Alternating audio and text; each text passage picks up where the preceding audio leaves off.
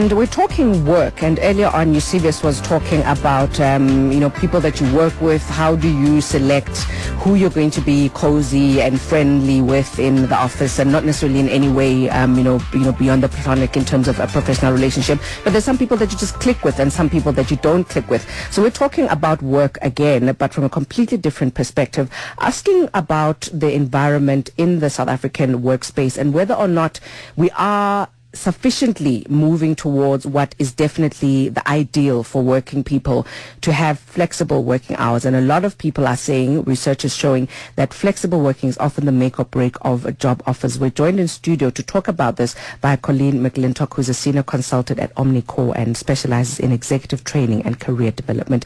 Hi, Colleen, and thank you so much for joining us. Hi, thanks for having me. Your work, does it give you flexi hours, the work that you do right now? Definitely, it does. It does. And you selected it because of that? Partly I selected it. I've been an entrepreneur for many years, gone back into more of a formal role recently. For the last 17 years, I've been in my own practice and own business. Okay. So I get to a sense of both of the angles. Yeah. I think flexi hours is a little bit romanticized for some people. The research that you were looking at was interesting to read, because I think the sample is more for the senior person that they sampled. So it's more for people who've maybe perhaps got a family and they've done a lot of work in the corporate environment, and that appeals to them. I think flexi hours appeals differently to different people. Let's get into that. I love what you say, that is romanticized. What do you mean by that? Because as we tend to think that we'll be our own boss if we have flexi hours. And it doesn't always pan out that way. If you do stay at home and you work at home, it doesn't always work out. You've got children perhaps there, you get distracted, you don't work. I mean, we look at global trends and major companies like Yahoo and Google, they're moving away from that. And you would imagine in that industry they would be promoting a lot of that. So it depends on how disciplined you are and how productive you are. For some people, working at home in a quiet environment is excellent. Other people want to be in a team and they work better. And it depends on the job that you do. Because if you need to be in a team and you need to be in touch, it doesn't really work that well. You've got to be in the same working space physically. Exactly. Yeah. I'm fascinated that you say that, because I'd imagine that there are more pluses than minuses outside of the discipline factor and the fact that there might be distractions if, for instance, you work at home. What are the overall positives of flexi hours and the practical positives? Well, I think traffic is a huge thing, that we can be more productive than sit for, you're coming from Pretoria into Joburg, for example, you're just in the traffic. So for company to say, you work there, if that's more convenient for you, you can be more productive.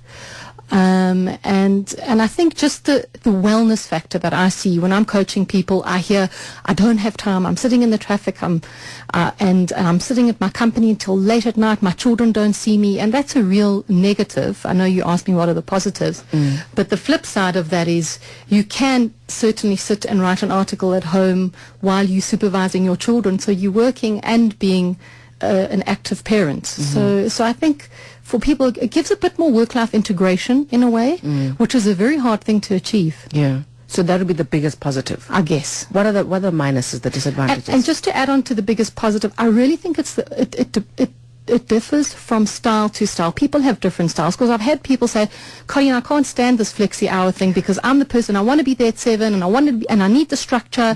So it really depends on your type of personality. Yeah. Your question was what would be the biggest disadvantages? The biggest disadvantages, I think, from a management point of view, can be tricky, because I think people can take advantage of it. So it's easy to just think, oh well, I'll just quickly go to the dentist now and then I'll catch up the work later tonight. And I guess it all works out at the end of the day, because if you've got a team that is motivated and they feel that you trust them as a manager and they're getting the work done, we don't want to necessarily be watching the clock. So what time did you clock in this morning and what time did you clock out? I was literally at a company last year. I was busy with a session with the senior manager, and he got up to the window and he said, do you see that person going out this company? I don't know where he's going. It's 11 o'clock. I need to find out where. And that was where his attention was. And then you think, seriously? Really? Yes. So it depends on the type. Some leaders are very over-controlling and they want timesheets. And then again, the industry. If I'm a lawyer, I need timesheets. That's how I bill. Yes. So it's a little, I don't think there's a simple, one sweep that we can say it's definitely more flexibility is better. Yeah. I think it is a way that you can give your team perks that is not necessarily financial. I'm not sure that people in the job hunt, they turn down offers because there isn't flexibility. I'm not, obviously the research that has been done here has shown that, but that speaks more to a senior level who can kind of demand that. If you're a graduate and you walk into an interview and you say, I definitely want flexibility, else I'm not taking this, I don't think you're going to get away with that. Yeah. So, when it comes to just the women and the man dynamic, yes, I would imagine, looking at it very superficially, that women would want the flexi hours, but you mentioned that not necessarily, because when you're at home and perhaps you've got younger children who are not at school, it might make it difficult for you. But how do we bridge that gap between women not having to choose between the work and what responsibilities they have in the family? Is there a practical way of doing that? Sure. I don't know. I just see in my own experience that most families, both parents have to work now. I don't know how you experience it. Yeah. And I see that both parents are co-parenting quite significantly. Lift schemes are done by fathers. There's soccer extramurals that the fathers attend. So in my coaching experience, I think as women, we the kind of buck stops with us when they fight at home, or we have to run the whole house. Sometimes it's more of the burden is maybe more on women.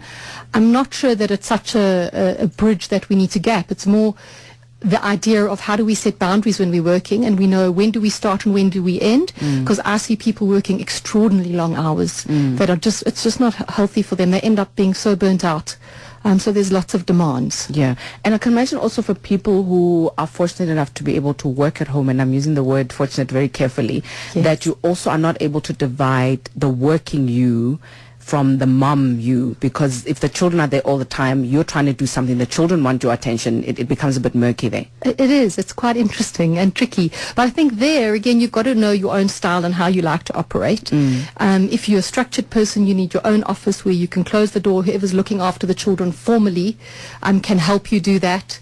But not all people who have flexi hours and who are women have children. They just sometimes choose to be more at their home, and so it's easier for them. Yeah. But it can be interesting when you're speaking to a very senior person on the phone, and then there's a baby crying in the background, and there goes your credibility.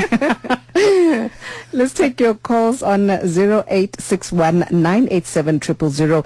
Have you opted to go the flexi working hours route, and is your industry one that would allow you to do so if you're not doing it? And how are you coping where you have been able to get into an environment where you're working with flexible hours? Do you have to do things like the timesheets, or are you able to just submit as long as the work is done? What is the workspace and the work environment allowing you to do in terms of flexibility? And is this perhaps just romanticized, that it's not as appealing or as amazing as it sounds, or it's made to sound sometimes? According to this research, the 74% of respondents said that offering flexible working makes employees more loyal. These are the employers saying this, and that 59% of workers would actually turn down a job that ruled out flexible working, and 62% say that they would have stayed longer in their last position had flexible working been an option.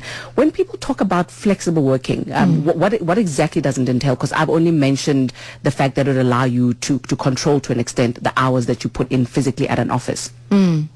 So I think it varies from organization to organization. It could be that you can come in very early at a company, for example, where you say, I'm going to start at 7, so therefore I can leave at 2 instead of staying the whole full day, but I'm putting in my hours. So you can shift your hours in a way. It can be that I can work from home, and you just trust me, 100% virtual. We're so set up and so geared for this, and so it could be that, and it could be that you do some sort of stuff on site at clients. As a consultant, I can be from one client, have 2 hours in between another client. I can make up time then. So it depends on the organization and how they pitch it. I do think, based on your research, I think overall it's a positive thing, and people feel that it's a great option for them and it's a choice. Because I think that olden days of when you clocked in at 8 and everyone, and you left at 5, especially if you want to retain talent, you can't be doing that anymore. So I think organizations are understanding that, but how you manage that and how you manage productivity is also another discussion. This could be an unfair question, but are you able to say perhaps how we compare, compared to say neighboring countries or even abroad in terms of, moving towards the flexible hours? And I'm asking because in countries like Spain, for instance, that whole siesta concept that you have half a day, you recharge, you do the shopping, you do whatever, and then if the day continues, it does. If not, you go to work the next day. I love that. Is that something that we need to be looking towards? Is something that that could work for us? Well, I'm not sure if it could work for us. In terms of it being an unfair question, I can tell you I don't have the research. But if you look at the trends, and as I mentioned earlier, people, massive organizations like Yahoo and Google. So they are saying, wait a minute, these are tough times. We need to have, they were just, people were talking about the trust issue with employees because there's not so much supervision, so people can run their own businesses on the side and we can't have meetings, and there are disadvantages to it. I think in South Africa, given where we're going and how we need to build our economy and how much time we waste, I think it may be something that employers need to look at to retain talent, because we can't always offer more money. Yeah. So I think we've got a long way to go, and I do see that people who get offered it, they may close their eye to some of the other things that they don't like in the company. As you mentioned in the research, some people would not have exited if they had been offered that. So it makes it kind of more manageable for people. But I'm not sure we could go the whole siesta thing just yet. It would be a good idea. But, I look at sometimes, we were talking earlier on about our experiences at government, buildings and facilities. Yes. And sometimes you get to, whether it's a hospital or you're at the Department of Home Affairs or the Traffic Department, where people are genuinely tired. They've been dealing with queues and queues of people, and you sometimes wonder, could it not work if, obviously then there'd be cost involved, but good planning, have a day or a system where you come in, you do your shift, even if it's half a day, and you have another, shift of people coming in, so that, there's continuous work, that people don't have to now stop and wait for another hour because people have gone to lunch. So that's an amazing concept, and it's called job sharing. And we haven't yet started to do that yet. I've never met anyone in South Africa who does job sharing, but it's very common in the UK, for example, where there would be one job and we would share that job, but then that's half the salary. Okay, so but tricky. People could argue also that it's more employment. We're looking at a country that's looking at very high unemployment levels, and again the argument of, do we rather employ more people and pay them just a living wage, or do we want to employ less people and give them what they want? Yeah. It's always a tricky one. I think we have to explore a lot of creative options, but I've always thought that job sharing is something we could be doing more of. I think it's a very innovative idea, because you've got a young baby. So job sharing is appeals to women who've just had a baby. They go back to work earlier because they're comfortable. They're only doing a morning, and it's a much more kind of appealing work going back into the workplace. Yeah. But it is half the amount that you're earning that way. Taking your calls if you want to be a part of the conversation. Perhaps you've got some thoughts to share. Perhaps you'd like to talk from experience about the appeal of working flexible working hours. And are you perhaps doing that? Is your company the environment that you're working in? Perhaps you run a company where you as a manager are actually operating with flexible working hours. And what is the response from your employees? Are you then seeing better productivity? Is it less? Is it a nightmare to manage? Or are you getting a lot more productivity and employees saying they're happier, that they're seeming to be, or that they are more loyal because of this? And as somebody who has been on the job hunt, are you looking into working flexible hours, and what is so appealing that you want to opt for a job that would offer you that rather than one that doesn't? Taking your calls on 0861 987 000 if you want to chat. Also SMS 44266. Let's also chat on Twitter at Sikwane Tabiso or at Tabiso Sikwane. We're chatting to Colleen McLintock, who's a senior consultant at Omnicor and specializes in executive training and career development. Power Talk with Eusebius Makaiser. Douglas, who is in Pretoria West, is part of the church group that we were referring to in our debate that we had around the grass-eating incident. But boss, the bottom line is that if I was your child going to school today, you wouldn't put grass in my lunchbox. You see, as I mentioned faith. People saw grass, but the Holy Spirit was there. It even tasted like, Kellogg's. Do you believe that that grass was really what a manifestation of the Holy Spirit? Yes, that was anointed. Look, I've got no words, no follow-up questions. It doesn't sound mad. It doesn't sound dumb. He is clearly as smart as you, professional and adult. And in his world, faith makes sense. And the Holy Spirit was present and made grass taste like Kellogg's. I guess the church members got it all that morning. Power Talk with Eusebius McKaiser. Weekdays, 9 to midday on Power 98.7. Now we're talking. Power 98.7. Now we're talking. It's 20 past 1, power lunch, and I'm sitting in for Aza Musaka, Tabiso Sikwana, with you until 3 o'clock, talking about flexible working hours, whether this is practical in our environment, if it's something that appeals to you, if it's something that you are actually operating in or within your office. Perhaps you run your own business and you work from home. Is it something that is working for you? Is it difficult when it comes to discipline, being able to separate the work you from the mom or the dad you in that same space that you share with your family? We're talking to Colleen McLintock. And do you think that perhaps we need to be looking at what Colleen was talking about, where you do, you said it's job sharing, where, a lot of people would work in the same environment, but the hours are shared, and therefore whatever service you provide is continuous, but that it's not the responsibility of one particular group of people to be working 8 hours as opposed to perhaps 4 hours that you'd work a day. You do what you need to do for the rest of the day, and another team comes in. Would we have the know-how, though, to apply things like that right now, or is it something that we need training for? Even just from, we look at your government, for instance, which is where I think such a system would work more. Well, training in terms more, it would be more of a boundary. So if you had a really good job profile for that role and the objectives were very clear and we communicated well, it wouldn't really be a problem. So I think it would be around creating a culture where we know exactly what we've got to do. And the interesting thing about having limited hours to do the job in, strangely enough, is you get it done. Research has also showed that the longer you have to do something, the more you draw the task out. So if you have 4 hours and you know you've got to get in there and you're going to get it done, you somehow do. I wanted to mention earlier that just being in the corporate world, another thing about working these flexi hours is a bit competitive, because there's a little bit of an impression, I saw you coming a bit late this morning, and people are watching, and people tend to judge that within the corporate space, which is quite interesting, whereas they've been working, they've made the time up somewhere else, but they're managing the impression all the time when they're working flexible hours. And does technology also not make it easier for employers to offer flexibility in certain industries? Absolutely. I think that, if we look at where we're going now with wasting time and traveling and petrol and the environment, it's going to go, to me, that's where it's going to go in the future. We're going to all have more virtual spaces. If we go to work in Parktown in a coffee shop there, and there's free Wi-Fi, you can see all professional people are working there. They sit there for 6 hours.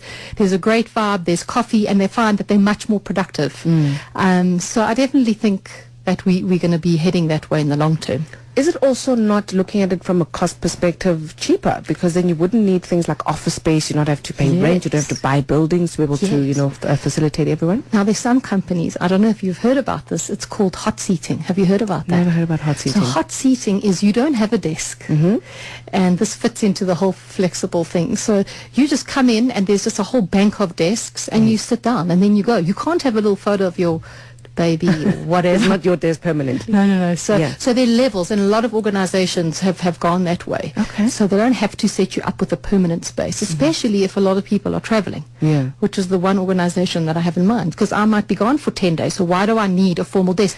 But there's something a bit impersonal about that for me, that you've got a hot seating desk. Is it happening here in the country? Currently, I don't think I can mention the names of the companies, but I know of at least 3. Why not? One very near to you. Just very nice, beautiful. I don't know, I might get into a lot of trouble.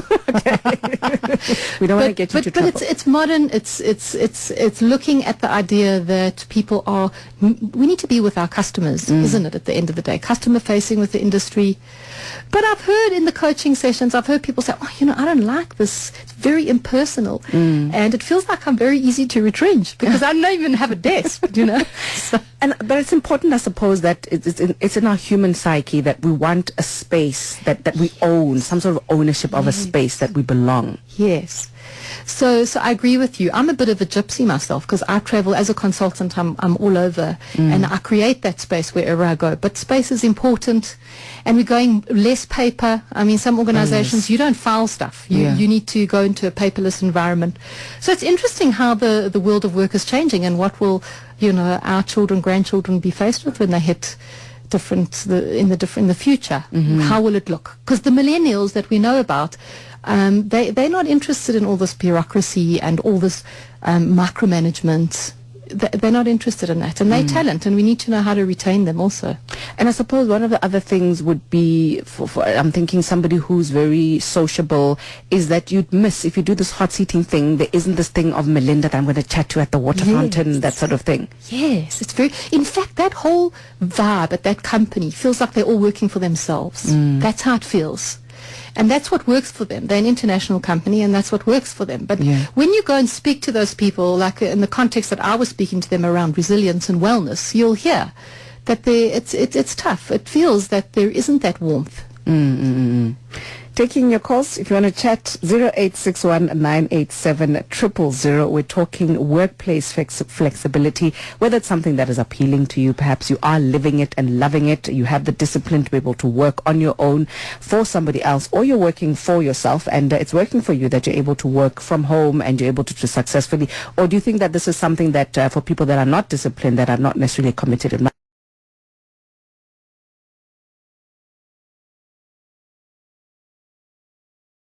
might be a waste of money and time for the employees, in the sense that people might just take advantage of this?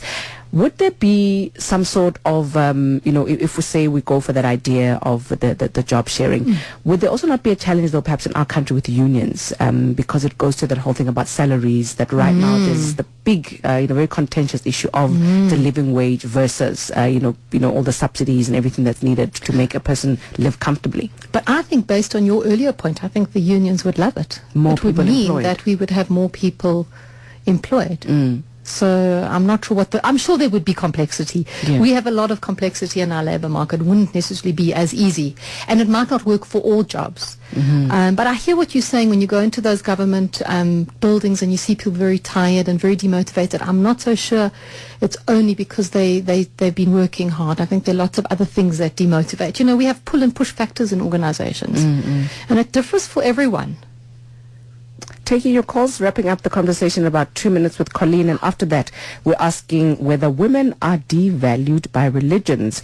Whether you are Christian, you are a Jew, you're Greek Orthodox, I'd love to hear your views on this particular issue. We're going to be talking to a pastor's wife, and we're also going to be talking to you to share your views on this, and you can chat to us throughout for the next 30 minutes or so. When it comes to just your experience now, we're talking Colleen here. Yes. In the workspace, are women able to now take charge of how they work, the hours they work, because more women are more empowered in terms of, qualifications, but in terms of what women have to offer in the workspace? Absolutely. I work with some amazingly powerful people, talented women who are in very senior roles, and I think that they're wonderful mentors for the rest of the women, and I think that they set examples in the way that they work. Definitely. And then what are some of the challenges that are still facing women, though, in the corporate environment? Every single year you hear about how there's the glass ceiling, and how much a lot of it has to do with the fact that women have got, as you said, the burden of having to bring the bacon but also raise the children and take care of the home. Well, we know that we on EXCO teams and very senior leaderships, we're still not seeing the transformation that we need to see. I think that's our biggest challenge, that women aren't given that opportunity. There's lots of transformation and there's lots of training and workshops, but yet they don't seem to get onto the very senior leadership teams as they should. I think if we had more women bosses, we'd have a way of working the flexi thing and making it work for both the Well, that's an employer and interesting employee. Conversation, because if you look at the recent case study with Yahoo, that didn't work out that way. With a female boss? I must look into that. You must look. It's I interesting. shall, because I can't ask you for the scandal. I know. I'm never going to be allowed back. Thanks so much, Colleen. Thank How do you. people get in touch with you if they want you to come and chat to them at their companies as a wellness expert, as a coach? So they can tweet us at Omnicor Tweets. Okay. Or they can go to www.omnicor.co.za. Thank you so much. Thank you. Colleen McLintock, a senior consultant at Omnicor, specializes in executive training and career development.